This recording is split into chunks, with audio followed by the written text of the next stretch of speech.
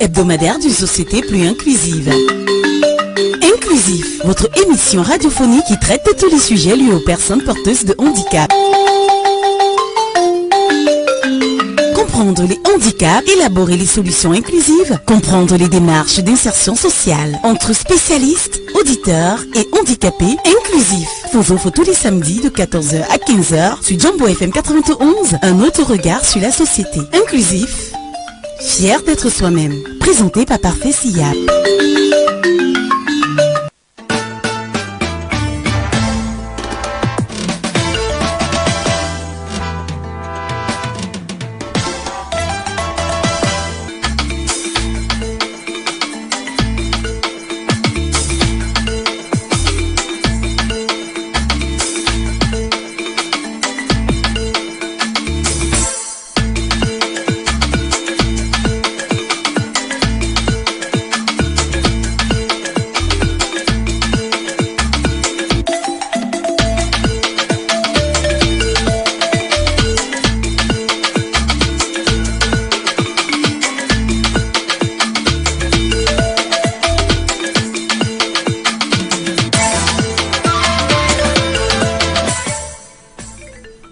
Mesdames, Messieurs, bonjour. Ravi de nous accueillir dans le cadre de la première édition de l'émission inclusive qui se diffuse sur la meilleure des fréquences, la 91 FM.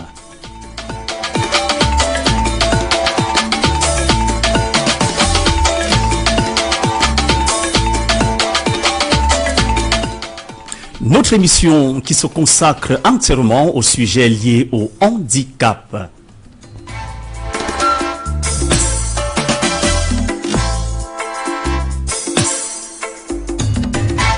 Au cours de ces émissions, nous explorons des histoires alléchantes, des témoignages, des initiatives qui visent à promouvoir l'inclusion.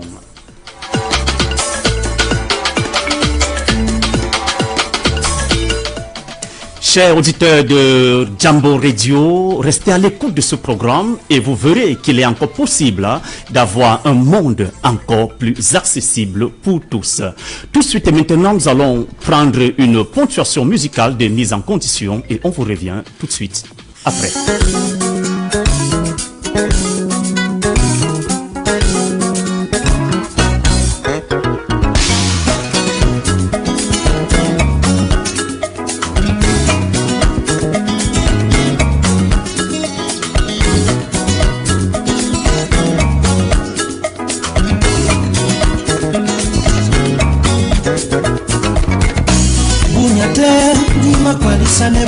Tena bato yokan menela mbola suri tondi noe walote jomba disibu kinyamba eidi jike boma yejika mundimun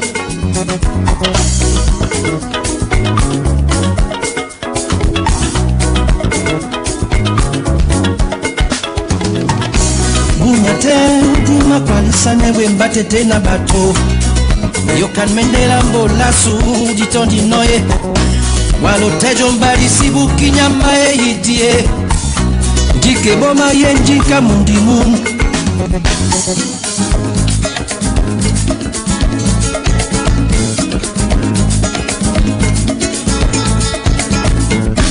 bunyawe ya momede no dise biso dimede sontane na ratapa jibae Mama vie, non wana basibie, basibi, no sengane babi. Mama vie, non wana basibie, basibi, no sengane babi. Mama vie, non wana basibie, basibi, no sengane babi.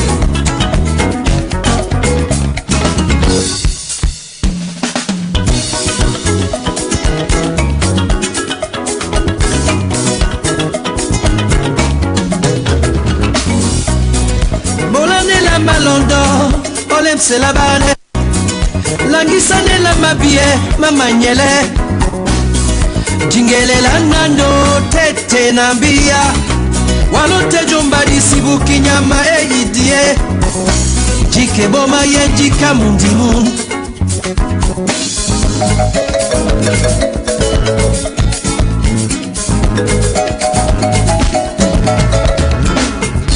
bunyawe ya momene notisa biso dimene sontane na la tapandi bae bunyawe ya momene notisa biso dimene sontane na la tapandi bae Mama biye, longwane basi biye Basi bi, losengane babi Mama biye, longwane basi biye Basi bi, losengane babi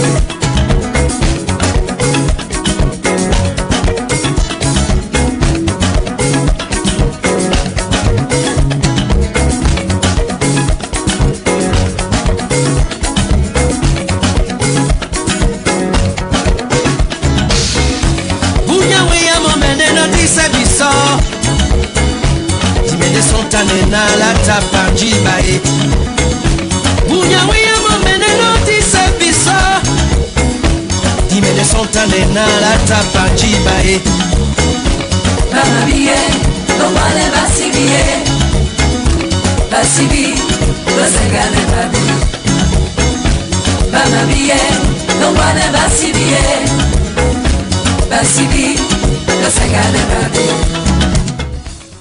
C'était là Henri Dikongué qui nous proposait le titre Bouniaté pour nous permettre d'entrer de plein fouet dans ce programme qui va durer jusqu'à 15h cet après-midi. Et bien sûr, chers auditeurs, appelez-moi votre humble serviteur parfait, Siap, l'homme toujours content, jamais de soucis. Du côté de la technique, nous avons Anony aussi qui assure la mise en onde et la réalisation de cette émission. Alors, aujourd'hui spécialement, nous avons un invité très très spécial, un invité qui, d'une histoire alléchante, qui va faire sauter les cœurs. Nous avons vraiment ce devoir de l'écouter. Il s'appelle Monsieur Christian Kwesi, qui est bel et bien dans le studio, avec nous dans ce studio. Il va se présenter. Bonjour Christian Kwesi. Bonjour Parfum. Alors, il faut dire à nos amis auditeurs que Christian Kwesi, il est non-voyant, mais nous allons nous articuler de bout en bout sur ce qui a poussé à ce qu'il perde la vue jusqu'aujourd'hui. Et avant cela, avant de revenir à Christian Kwesi, nous allons d'abord écouter le portrait d'Eliane Koumual sur Christian Kwesi. Merci. Tenace, téméraire et ambitieux, telles sont les qualités qui définissent Christian Kwesi. Deuxième d'une fratrie de 7 enfants, Christian Kwesi est né le 6 août 1997 à Saint-Mélima, où il obtiendra son certificat d'études primaires élémentaires à l'école Saint-Rosaire d'Acom. Ses études secondaires, quant à elles, seront couronnées à la suite d'un parcours élogieux par un baccalauréat série D qu'il obtiendra à 15 ans seulement au collège Alfred Saké de Douala. Le jeune homme ne s'arrête pas là. Sa détermination et son ambition l'envoient poursuivre ses études 2 ans plus tard à Toulouse, du côté de la France. En 2005, il obtient avec brio son entrée en classe préparatoire d'expertise comptable à l'Institut supérieur européen de Toulouse. Jusqu'en juin 2007, la vie de Christian est plutôt tranquille, alors qu'il se prépare à l'obtention de son diplôme d'expertise comptable à l'Institut supérieur européen de gestion. Celui-ci voit sa vie s'arrêter d'un coup lorsque le médecin lui annonce qu'il souffre d'un glaucome imaculaire irréversible. C'est la désolation, c'est un cauchemar pour Christian et ses proches qui ne savent à quel sens se vouer, mais espèrent tout de même se réveiller de ce mauvais rêve. Mais rien n'y fait, c'est la cécité totale, Christian est désormais aveugle. Après avoir parcouru de nombreux hôpitaux, tradis, praticiens et églises, à la recherche d'une lueur d'espoir, le jeune homme finit par se résigner. Malgré les conditions difficiles et douloureuses, il a su puiser dans son mental la force nécessaire pour surmonter son handicap. L'acceptation de sa condition marque le début d'une ascension pour Christian qui va devenir très vite une figure importante dans le milieu des non-voyants. En 2009, il intègre l'Institut des jeunes aveugles de Toulouse, qui est un centre d'encadrement pour personnes déficientes visuelles. Il va alors apprendre le braille, l'informatique adaptée, l'autonomie et les métiers accessibles aux personnes aveugles. Émerveillé par l'avancée technologique, notamment des gadgets et des logiciels, capables de traduire vocalement n'importe quel document numérique, Christian décide de mettre sur pied une association ici et là-bas, qui sera reconnue par les autorités le 19 mars 2015. C'est une association qui milite pour l'insertion socio-professionnelle et l'accessibilité des personnes aveugles au travers de la formation de l'informatique adaptée. Aujourd'hui, la vie de Christian est plutôt tranquille. Il est épanoui et consacre la majeure partie de son temps à la réalisation de ce projet. Comme quoi, le handicap n'est pas une fatalité. Alors, de retour dans ce studio, merci à Eliane Koumial pour ce portrait. Il faut dire, chers auditeurs, que cette émission est entièrement et à 95% réalisée par les personnes en situation de handicap. Il faut dire que Eliane Koumial, elle est non-voyante, elle est détentrice d'une licence bilingue et d'un CAPIE. Elle est également institutrice dans une école du côté de Boya. Bien sûr, elle est passée par les mains du président Christian Kwesi qui est avec nous dans ce studio. Parlant de Christian Kwesi, rebonjour. Bonjour Parfait, bonjour chers auditeurs. Alors, nous venons là d'écouter ton portrait. Dis-nous, président, c'est vrai dans le portrait on l'a dit, mais nos auditeurs aimeraient l'entendre dire de toi-même. Comment ça s'est passé pour que tu perdes la vue? On a écouté là que tu as eu ton baccalauréat à 15 ans seulement et qu'après tu t'es retrouvé du côté de la France et c'est de là que tout est arrivé. On t'écoute. Comme quoi la vie peut basculer du jour au lendemain. Ah oui. C'est vraiment ça. Vraiment. Parce que bon, moi je suis allé me coucher ce soir-là, le 20 novembre 2007 et le matin je me suis réveillé, je ne voyais plus rien. Wow. À l'époque, j'ai vécu avec ma grande sœur Christelle, à qui je fais un coucou. Et voilà, comme ça, le matin, on s'est réveillé. Je lui disais que je voyais pas. Elle croyait au début que c'était une blague, en fait. Donc, tu t'es couché pour dormir. Le matin, à ton réveil, tout était noir. Tout était noir. On dirait que tu étais dans une pièce où Eneo avait coupé l'électricité. Ouais, détestage. Et donc, ça s'est passé comment? Et quand tu as dit à ta sœur aînée, à Christelle, à qui nous faisons un clin d'œil comme ça, quelle était sa réaction? D'accord, bon, on n'a pas trop paniqué. On a appelé une autre tante à nous puisque elle porte des lunettes en fait, tu vois. On l'a appelée pour qu'elle nous aide à rencontrer son ophtalmologue à elle. Mm-hmm. Voilà. Et nous nous sommes dirigés vers cet ophtalmologue-là qui a dit que lui ne comprenait pas en fait les résultats des examens qu'il venait d'effectuer. Il ne comprenait pas. Il ne comprenait pas les résultats des examens qu'il venait d'effectuer. Effectivement. Et certainement, Christian s'est dit que bon, désormais, il sera comme un intello. Il va mettre des lunettes au bout de ses narines et puis voilà, le tout sera joué, quoi. Voilà. Mais, sauf que là, tu es surpris de savoir que les résultats sont...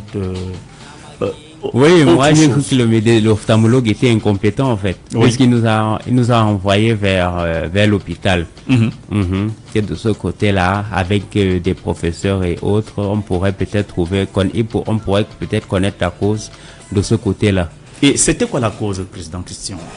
On a dit c'était dû à un épaississement des méninges. Un épaississement de méninges. Oui, donc une partie méningite dans le jargon médical. Oui. Donc les méninges se sont épaissis et ont appuyé sur les nerfs optiques et auditifs. Wow.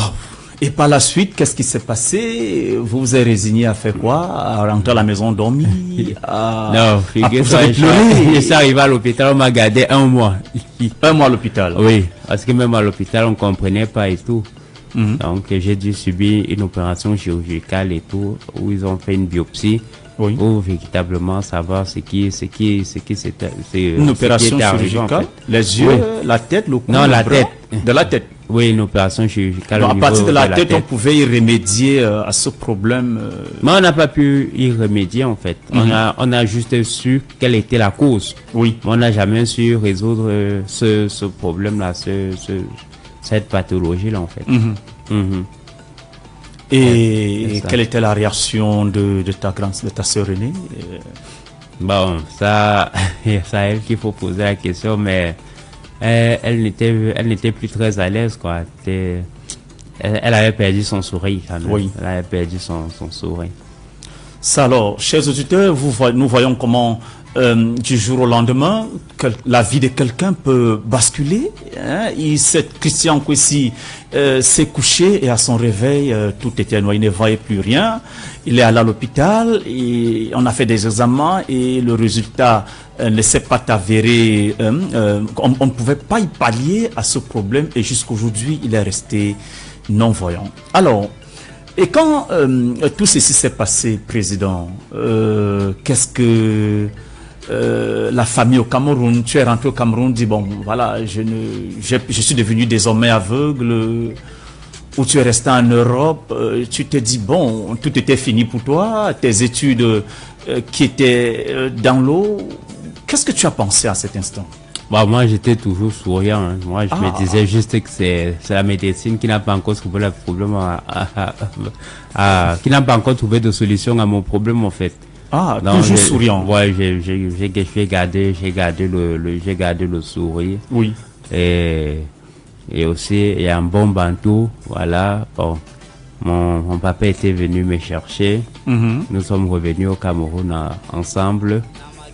Pour regarder aussi du côté des traditions. Ah, pour voir si c'était pas un problème de coutume ou autre. Et de ce côté-là également, ce n'était pas ça. De ce côté, ce n'était toujours pas ça. Et quand tu arrives au pays, quand maman t'a vu, quelle était sa réaction? Elle a pleuré, mon fils est devenu aveugle. Oh, putain, c'était dur, c'est dur. Bon, pas jamais devant moi. Il faut noter aussi que. D'accord. Bon, donc, elle est restée forte devant toi. Oui, devant moi, elle était forte. Bon, elle pouvait se relâcher en toute discrétion. Oui. Oui, de temps en temps, à côté, quoi. D'accord. Quand je n'étais pas dans la pièce, du moins. Et elle pouvait se laisser aller et. Très bien, Président. Merci. Alors, nous écoutons là, chers auditeurs, l'histoire de Monsieur Kwesi, et je vous assure, ce n'est pas tout. Nous avons prévu que de bonnes choses pour vous dans cette édition. Et sachez que l'équipe de l'émission Inclusif, a recueilli les propos de sa petite sœur, Manuela Nana, qui a donné son ressenti, qui a dit ce qu'elle pensait, ce qu'elle a pensé en ce moment. Nous allons écouter le témoignage des membres de sa famille, disons que c'est sa petite sœur, Manuela Nana. Nous l'écoutons et nous vous retrouvons tout de suite après. Honnêtement, ce que j'ai ressenti quand Christian perdait la vue, je ne peux pas l'expliquer parce que quand Christian perdait la vue, j'étais très très petite. Je pense que j'avais à peine 8 ans ou 9 ans, donc je pourrais pas exactement dire mon ressenti, ce que j'ai ressenti à ce moment-là. Mais au fil du temps, quand des années passaient et je me développais et je comprenais mieux ce qui se passait autour de moi, j'ai eu beaucoup de peine, mais on a dû l'accepter et se dire qu'il faut être fort pour lui et se dire aussi que l'handicap n'est pas une fatalité. Et au lieu de se confondre, il faudra chercher des solutions pour vivre avec, quoi. Mon ressenti après sa réhabilitation, c'est le fait que j'admire beaucoup sa force intérieure parce que moi, je n'aurais jamais pu supporter ce genre de choses et recommencer toute sa vie à zéro comme ça parce que il a perdu la vue en pleine adolescence, chose qui est quasiment insupportable. Donc si lui, il a trouvé vraiment la force d'avancer et continuer les batailles de la vie malgré ça, vraiment, je l'admire. C'est pour ça que je l'admire beaucoup. Donc c'est pour ça que, quelles que soient les étapes que moi je traverse, je regrette Christian et je me dis que c'est possible en fait. C'est possible d'avancer. Et moi, je suis très contente de ces progrès qu'il fait chaque jour, que ce soit avec ses gadgets, que ce soit avec l'association, que ce soit avec des personnes autour de lui, parce que malgré son handicap, il rend des personnes autour de lui contentes.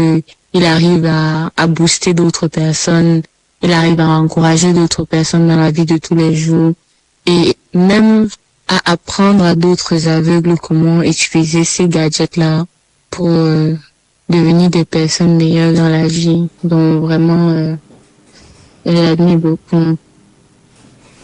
Ah, c'était la Manuela Nana, avec sa jolie voix, comme son visage, il faut le dire. Alors, nous venons là d'écouter les propos de la sœur à Christian. Nous allons prendre une pause musicale. Nous allons vous revenir avec la suite des événements, ce qui a amené le président Christian à mettre sur pied aujourd'hui une structure qui marche plutôt très bien. Nous vous retrouvons dans un instant après la musique.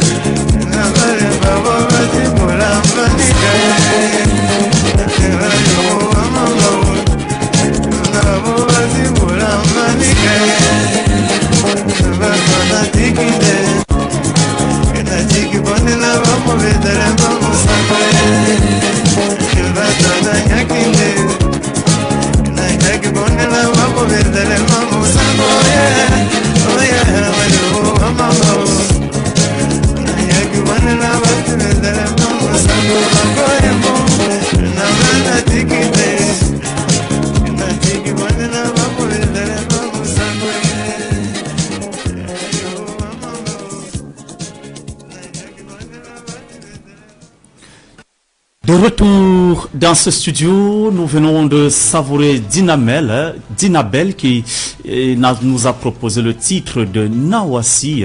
Il faut dire, chers auditeurs, que nous entrons ainsi dans la deuxième partie de notre programme et nous allons continuer à nous entretenir avec le président Christian Kwesi qui est une fois de plus confortablement installé dans ce magnifique studio de Jambo Radio.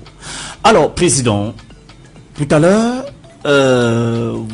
vous êtes revenu au Cameroun avec papa et par la suite, il s'est dit que vous êtes reparti en France. Maintenant, qu'est-ce qui vous a poussé, donc, une fois en France, à mettre sur pied l'association ici et là-bas?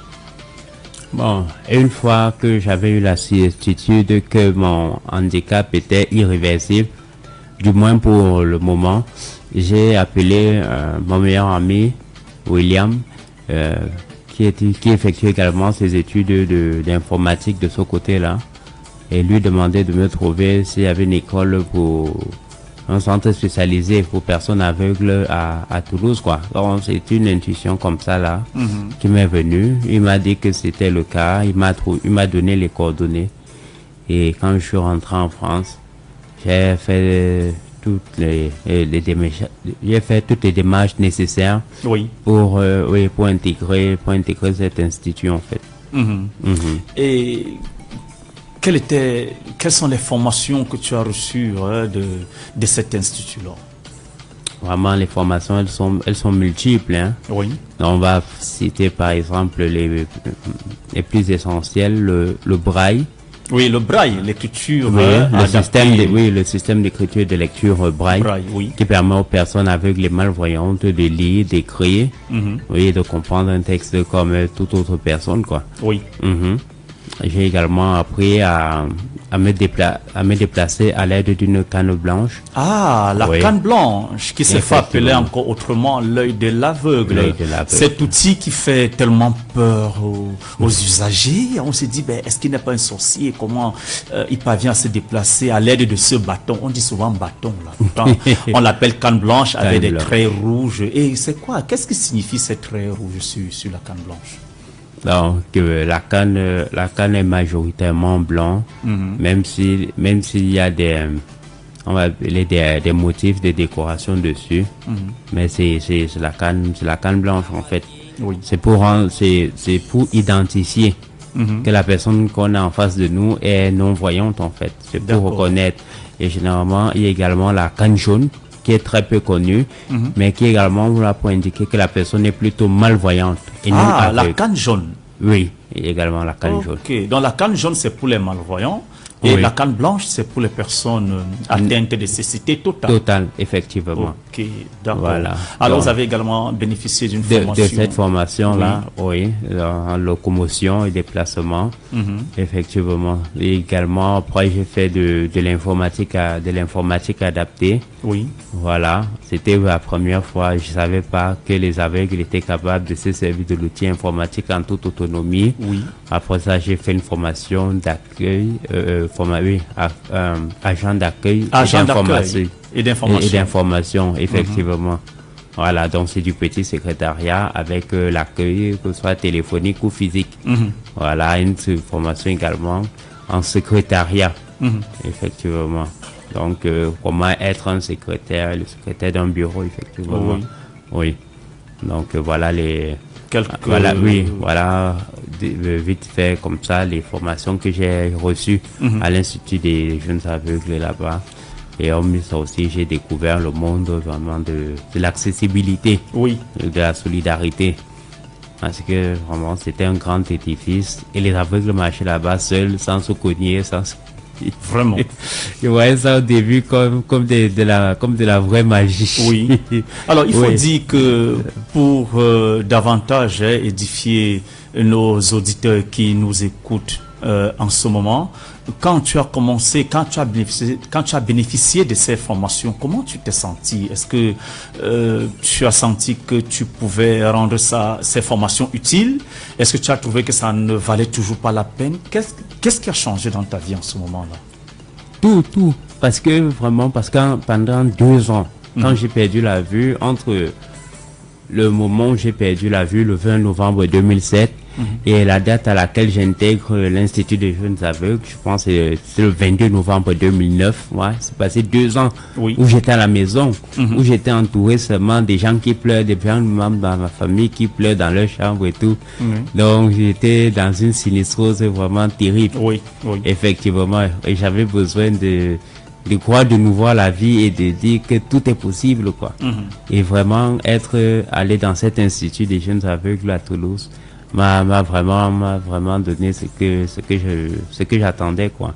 Super. Parce que tu as toutes tes connaissances comme ça, tu as un bac +1. Vraiment. Et tu ne peux pas t'en servir, tu ne peux pas exprimer ta compétence, tes connaissances. Oui, effectivement, tu ne te sens vraiment pas utile.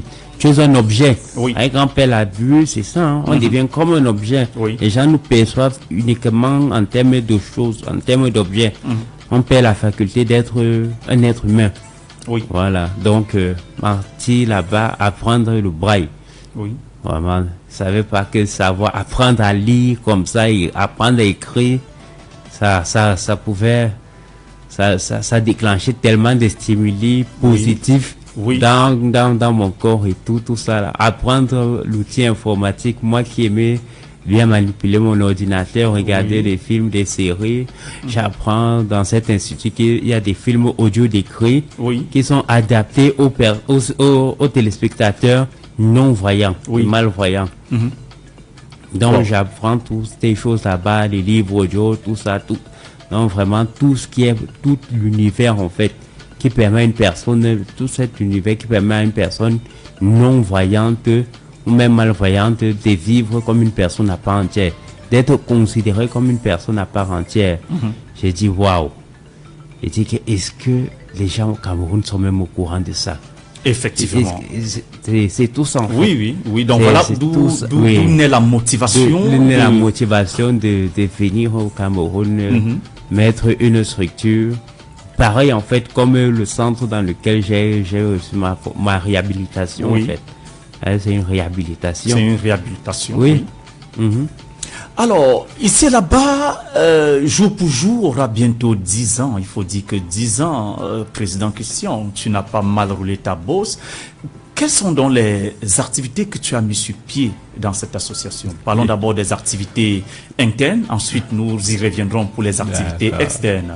Mais comme ça, là, déjà, la première activité de ici et là-bas au Cameroun, on mis la remise de dons aux associations sœurs. C'était également le Blind Ciné Tour.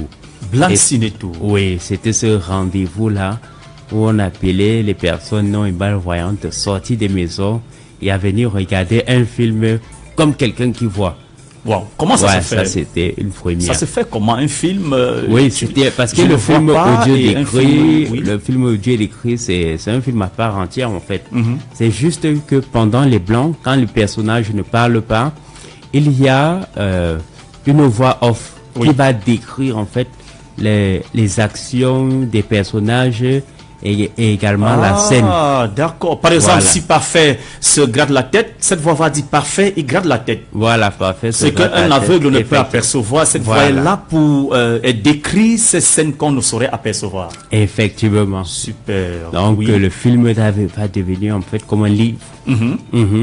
Parce que quand on lit un livre, on ne voit aucune image. Oui. Mais au moins, ça fait des images dans le cerveau et on arrive à bien se représenter ce qui se passe. Mais est-ce que la durée du film ne change pas? Est-ce que non, ça n'augmente pas la durée du film. C'est uniquement pendant les blancs. Ce qui fait que on est tout le temps en train de parler dans ce film-là, quoi. Donc, il y a toujours cette voix-là qui est faite à propos et tout. Et c'est très agréable. Oui. Donc voilà ce par quoi l'association avait commencé. Ici là-bas a commencé ses activités au Cameroun. Et après, maintenant, on a structuré nos activités autour de 5 grands piliers qui sont l'éducation, donc l'apprentissage du système d'écriture et de lecture braille, la sensibilisation dans les établissements scolaires et les établissements scolaires. Pour faire quoi dans la sensibilisation? Oui, parce que dans la sensibilisation, il faut inviter les camarades à ne pas stigmatiser leurs camarades de classe en situation de handicap. Il faut les amener à comprendre plutôt leurs camarades qui vivent avec le handicap. Donc, c'est éduquer les enfants à aller vers l'autre et non fuir l'autre parce qu'il est différent de nous. Nous sommes tous des êtres humains. Oui. Nous avons tous les mêmes capacités. Donc c'est ça quoi vise la campagne de sensibilisation dans les établissements d'enseignement secondaire. Dénommé Blind Campaign tout, effectivement. Blind Campaign tout, campagne de sensibilisation pour personnes aveugles. C'est campagne de sensibilisation au handicap. Au handicap, oui, pour les élèves du secondaire. Effectivement. Donc, nous avons également la justice, où avec des avocats bénévoles, nous venons en aide aux personnes en situation de handicap qui ont des soucis, des personnes qui sont abusées du fait de leur handicap, quoi. Donc, on a des avocats qui ont accepté d'accompagner l'association ici et là-bas dans ce domaine-là, pour toutes ces personnes-là, pour toutes ces personnes vivant avec le handicap qui se font abuser, qui vivent des situations pas très agréables en famille ou avec leurs amis et tout, peuvent venir également à l'association pour apporter cette assistance juridictionnelle. Donc, on a également la formation, nous avons également la formation professionnelle, où nous formons là, ici, à l'usage de l'outil informatique des personnes aveugles et malvoyantes. À l'usage de l'outil informatique aux personnes aveugles. Aux personnes aveugles, effectivement. Oui, ça je le connais bien parce que il faut dire à nos amis auditeurs que j'ai moi-même bénéficié de cette formation. À l'époque, quand j'arrivais à l'association, je ne connaissais même pas comment on démarre un ordinateur. Il faut dire que c'est toi, président Christian, qui m'a formé sur comment, en tant que non-voyant, je pourrais me servir des micro-ordinateurs. Aujourd'hui, je suis fier de moi parce que oui, je maîtrise un clavier ordinateur, je peux saisir des tests sur Word, je peux naviguer sur Internet. Comme c'est beau, et à partir de là, on pense qu'on a retrouvé la vue, nous les personnes aveugles. Effectivement. Donc c'est ça. Et on forme également à l'usage des smartphones. Des smartphones, oui. Effectivement. Comme ce que nous avons, des téléphones on les utilise à l'aide d'un lecteur de revue d'écran. Effectivement. Et ça nous permet d'être sur WhatsApp, de faire également des textos avec un X, d'être sur Facebook, sur Messenger, bref, sur tous les réseaux sociaux. Effectivement. Oui. Ce n'est pas une affabulation, ce n'est pas une vue de l'esprit. Oui. C'est la réalité. C'est la réalité. Toutes les personnes aveugles et malvoyantes qui sont passées à l'association ici là-bas savent se servir d'un ordinateur et d'un smartphone. Aujourd'hui, que ce soit Android, que ce soit iOS, ils sont à l'aise sur tous les systèmes, quoi. D'accord. Et maintenant, quand parlant de la formation professionnelle, quels sont les débouchés de ces formations? Avec cette formation, ça dépend. Par exemple, si la personne a déjà un cursus, comme par exemple, si on prend le cas d'Eliane qui est institutrice, par exemple, oui, avec cette formation, elle pourra prêter ses cours sur son ordinateur à la maison. Parfait. Toi-même, tu as présenté, tu as préparé cette émission. Oui, sur mon ordinateur, sur ton bureau. Oui, sur mon ordinateur de bureau. Et effectivement, j'ai transféré les éléments à Jambo FM, à Arnaud Ni aussi, qui nous lâche un petit sourire de l'autre côté de la technique. Voilà. Donc, c'est ça, quoi. Donc, ça aide grandement encore quand la personne en situation de handicap est dans un milieu professionnel. Donc concrètement, il a le résultat de la formation, en fait. Concrètement, mais tu sais, président, au Cameroun, on a encore tendance à croire que les personnes en situation de handicap sont appelées à rester qu'à la maison, à manger, à boire et à dormir, bref, à devenir une boule. Est-ce qu'on peut citer quelques métiers accessibles à ces personnes? Parlons ici des cas des non-voyants d'abord. Ensuite, dans les prochaines éditions, nous allons éplucher d'autres types de handicap. Donc là, par exemple, le métier accessible aux personnes non-voyantes, on ne va pas loin. Il y a toi d'abord qui est journaliste. Par exemple, merci. Mais donc, il y a effectivement, on a parlé d'Eliane qui est institutrice. Oui, elle a également une formation audiovisuelle aussi. Effectivement. Donc, il y en a... on a parlé de secrétariat tout à l'heure, on a parlé des agents d'accueil, on a parlé même des avocats. On a des avocats. On aura l'occasion de les avoir dans cette émission. Voilà. Donc il y a même des maîtres d'hôtel non-voyants. Bien sûr. Voilà. On fait comme ça, clin d'œil à quelqu'un qui nous écoute en ce moment. Il aura l'occasion de passer par ici. Voilà. Oui. Donc les métiers sont accessibles. Et juste maintenant, c'est juste maintenant aux employeurs d'avoir une ouverture d'esprit et de donner leur chance aux personnes vivant avec leur handicap. Et si elles ne sont pas encore réhabilitées, peuvent les amener à l'association ici et là-bas. Pour leur réhabilitation. Effectivement. Alors, Président, maintenant, qu'est-ce qu'il faut donc faire pour toucher du doigt ces chefs d'entreprise qui n'ont pas encore compris que les personnes en situation de handicap ont également de la compétence? Pour le cas de certaines personnes, à l'exemple du président Chop Chop, il a parfaitement compris, il faut le dire, il est membre d'honneur de l'association ici là-bas. Il a compris que la personne en situation de handicap a quelque chose à donner pour la société. Mais comment est-ce qu'on pourrait faire pour toucher d'autres chefs d'entreprise? Donc, ce que je disais tout à l'heure, par exemple, les gens voient les personnes en vivant avec le handicap comme des objets et non comme des êtres humains. Il faut déjà qu'ils comprennent que un être humain, même s'il a un pied, même s'il a une main, je sais pas, même s'il a une oreille, ça reste un être humain avec les mêmes facultés. Mais les handicapés mentaux sont des êtres humains. Oui, bien sûr. Faut d'abord comprendre ça. Et que quand on a un handicap, par exemple, moi, dont les yeux ne fonctionnent plus. Par exemple, mon nuit est tout pour moi maintenant. Oui. Voilà, effectivement. C'est où maintenant je sais à quoi c'est mon odorat, puisque je ne vois plus. Et tout, une odeur comme ça me dit que là, c'est du poulet qu'on est en train de briser dans les environs. Oui. Quand j'ai mon nuit comme ça, là, mon nuit vu que je ne suis en train je ne vois rien. Oui, mon nuit à ce moment-là me permet d'entendre tous les sons environnants. Oui. Et c'est comme ça que j'apprends à reconnaître la voix de Parfait, la voix d'Arnaud, la voix du président Chop et tout. Oui. Même sans parce voix. Que Louis est plus développé. Effectivement, on fait plus attention aux autres sens, par exemple, pour nous qui ne voyons pas. Oui. On fait juste plus attention aux autres sens. Et on va voir que on va revenir à la fonction de chaque autre sens.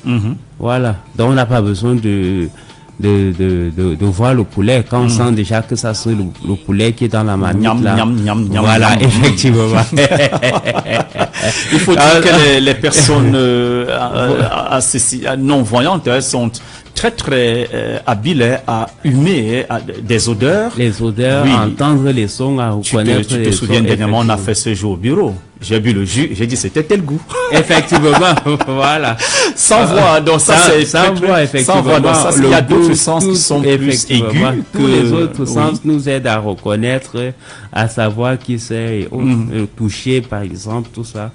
On aime d'ailleurs toucher, il faut le dire. Effectivement, avec parce qu'on est tactile. Oui. Parce que même le bras, le bras, ça c'est lié avec du doigt. Avec le bras, c'est lié avec la pulpe des doigts, des deux index. Oui. Effectivement. Avec ça qu'on nous en aurons l'occasion de revenir dans d'autres éditions avec plus de détails. J'aimerais à présent que on parle des activités de l'association hors les murs. Les autres activités, par exemple, il y a nous faisons également dans la santé, voilà, avec l'aide de nos partenaires, nous aidons comme ça aux personnes défavorisées à bénéficier de consultations ophtalmologiques de qualité. Oui, des consultations ophtalmologiques de qualité. De qualité, effectivement. Question de prévenir la santé de nos yeux. C'est ça. Oui. Et on descend également, on fait des descentes également dans les écoles primaires. Voilà, dans les écoles primaires. Pourquoi les écoles primaires? Parce que c'est dès le bas âge, en fait, qu'on peut éradiquer certains mots.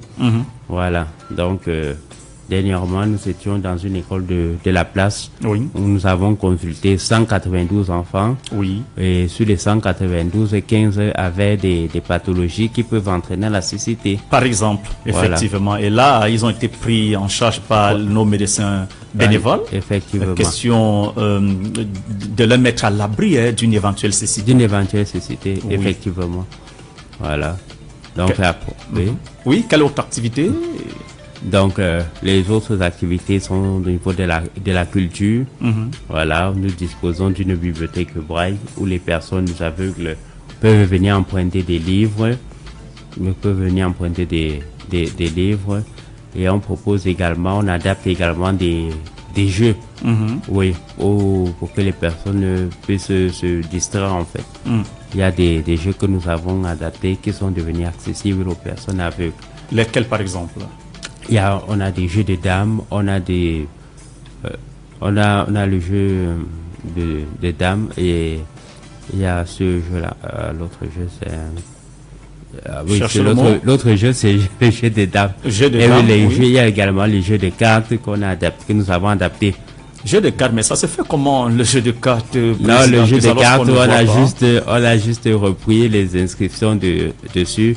Par exemple, si c'est l'as des piques, on a juste réécrit ça en braille dessus. Ah, ok. Sur la carte. Voilà. Maintenant, si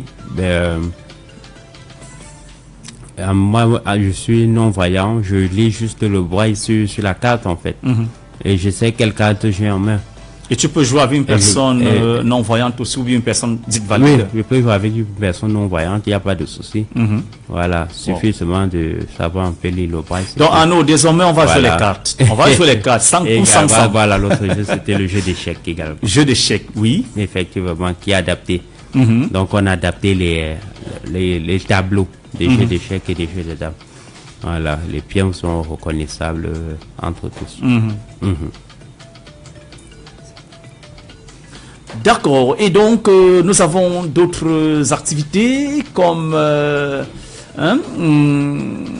Qu'est-ce qu'on fait des femmes de l'association ici et là-bas? Voilà, effectivement, on a cette activité-là qu'on organise à l'occasion de la Journée internationale de la femme tous les mois de mars. Oui. Effectivement, où nous sensibilisons les femmes sur différents sujets, sur les sujets de santé, de reproduction. Et également aussi ça dépend des années, les thèmes. Oui. Il y a également les thèmes pour les aider à être autonomes. Oui. On a le cas justement d'une apprenante, par exemple, qui après sa formation est devenue fait du e-commerce aujourd'hui. Une influenceuse. On fait comme ça un clin d'œil à Viviane Bilebi. Nous allons écouter son témoignage tout à l'heure. Voilà. Grâce à la formation maintenant, elle vend les produits d'une marque et elle s'en sort pas mal. Merci beaucoup, Président. C'est pas fini. Nous avons prévu une surprise. Il y a quelques personnes non-voyantes qui ont bénéficié de la formation en informatique adaptée et qui aujourd'hui s'en sortent plutôt bien dans la société camerounaise. Nous allons prendre comme ça leurs propos et on vous revient tout juste après. Bonjour. Et bon, mesdames, mon ex, c'est moi. Je suis une non-voyante titulaire d'un BTS en communication d'entreprise et j'ai fait une formation en informatique adaptée ainsi qu'en utilisation du smartphone à l'association ici et là-bas. Alors, ce qui m'a permis de m'épanouir davantage, en m'intégrer en tant qu'une femme qui se bat quotidiennement. Ceci me permet d'écouler mes produits, mes articles, mes marchandises à travers les différents réseaux sociaux, de quoi entretenir la clientèle via une plateforme, mettre en valeur mes produits et en ce moment, le client peut se régaler et moi également rentrer en possession de mes dûs. Donc, tout au long d'une journée, je peux être en train de me bouger par-ci par-là pour écouler ma marchandise et dans les réseaux sociaux, je me bats à les placer à travers ces différentes plateformes. Sur ce, je ne peux que dire grandement merci à ici là-bas Et encore à Parfait Siap, mon formateur. Franchement, grâce à lui, je suis une femme vraiment encore épanouie et toujours épanouie. Jamais plus casanière. Sur ce, je vous aime. Bisous, bisous, bisous. Salut, je suis Parfait Siap, communicateur événementiel et présentateur d'émissions, et aussi formateur en informatique adaptée à l'association Ici et Là-bas. Je suis non-voyant. Il faut dire qu'à l'époque, j'ai bénéficié d'une formation professionnelle en informatique adaptée, ce qui m'a rendu davantage professionnel dans mon service, ce qui m'a permis et continue de me permettre d'être non seulement autonome, mais d'avoir un meilleur rendu dans l'exercice de mes fonctions. Je suis aujourd'hui un homme accompli, comblé et fier d'apporter ma tâche d'huile pour la construction de notre pays. Je dis merci à l'association Ici et Là-bas et merci au président Christian Kwesi. Bonjour à tous, je suis Viviane Bilebi. Je me suis formée en informatique adaptée et en utilisation de smartphones au sein de l'association Ici et Là-bas. À mon arrivée à l'association, je n'avais jamais touché à un ordinateur. Je ne savais même pas que c'était possible pour un non-voyant d'utiliser un smartphone. J'avais un moral à zéro et un véritable manque de confiance en soi. Aujourd'hui, après ma formation, je suis complètement autonome avec mon smartphone. Je fais des recherches sur Internet et je fais du commerce en ligne. Je continue ma formation sur Excel pour mieux faire mes comptes.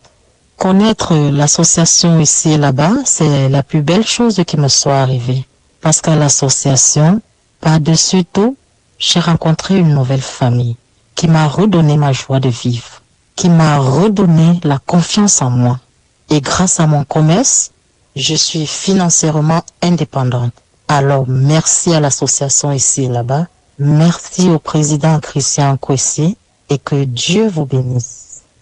Je m'appelle Nyambi Gilbert Ladislas. Je suis professeur de lycée d'enseignement technique hors échelle, option technique administrative. Actuellement, j'officie comme censeur des sciences et technologies du tertiaire au lycée technique de Douala-Bassa. Je suis au passage un déficient visuel, malvoyant de mon état. J'ai fait la connaissance de l'association Ici et Là-bas, notamment de son président, au cours d'un séminaire au centre multifonctionnel de Bepanda à Douala. C'est ainsi, au thème de cet entretien, que Monsieur le Président de l'association Ici et Là-bas a bien voulu m'inviter à me faire former en informatique adaptée aux déficients visuels. Cette formation me permet aujourd'hui d'être autonome, d'utiliser l'outil informatique sans stress, sans aucun problème. Et à la longue, j'aimerais retourner à Ici et Là-bas pour continuer et parachever ma formation afin d'en faire bénéficier aux autres. J'encourage ceux comme moi, déficients visuels, et pourquoi pas ceux qui ne sont pas, à venir à Ici et Là-bas se faire former et surtout d'en parler aux autres. Vive Ici et Là-bas, vive son président et que Dieu bénisse beaucoup cette association.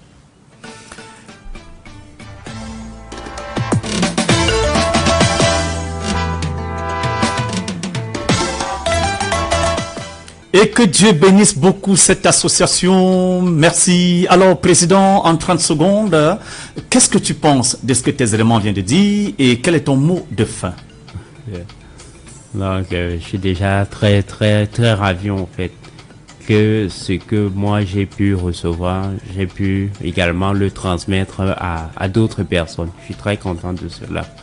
Et aussi seulement inviter les auditeurs et les entreprises citoyennes à nous soutenir. Ce n'est pas facile tous les jours au quotidien. Donc, nous invitons toutes les âmes de bonne volonté à venir visiter l'association et à nous soutenir. Merci, Président, d'être passé par ici. Nous vous aurons sur ces mêmes antennes dans d'autres éditions pour parler de plusieurs d'autres activités de l'association que nous n'avons pas abordées aujourd'hui. Nous tirons pratiquement à la fin de cette émission. On se donne rendez-vous samedi de la semaine prochaine, lorsqu'il sera 14h précise. Il faut dire que nous aurons comme invité un de nos médecins bénévoles, ophtalmologues, avec qui nous allons surfer sur la question du handicap visuel et causes de ce mal. Nous disons comme ça merci à l'équipe Jambo FM, nous disons merci à l'équipe ici et là-bas, notamment à Charles Monté, notre webmaster, à Patrice Douala qui a œuvré pour la bonne marche de cette émission, à tous ceux qui ont donné de leur savoir pour la mise sur pied de cette émission. Merci au président Chop Chop, merci à nos papas qui nous soutiennent, on fait comme ça un grand coucou à papa Clovis Chokonté, un grand coucou à papa Michel Detia de toujours soutenir l'association ici et là-bas et les personnes en situation de handicap en général. Je vous prie de rester toujours en compagnie des meilleurs programmes de la radio. Big up. Inclusif. Le rendez-vous hebdomadaire d'une société plus inclusive.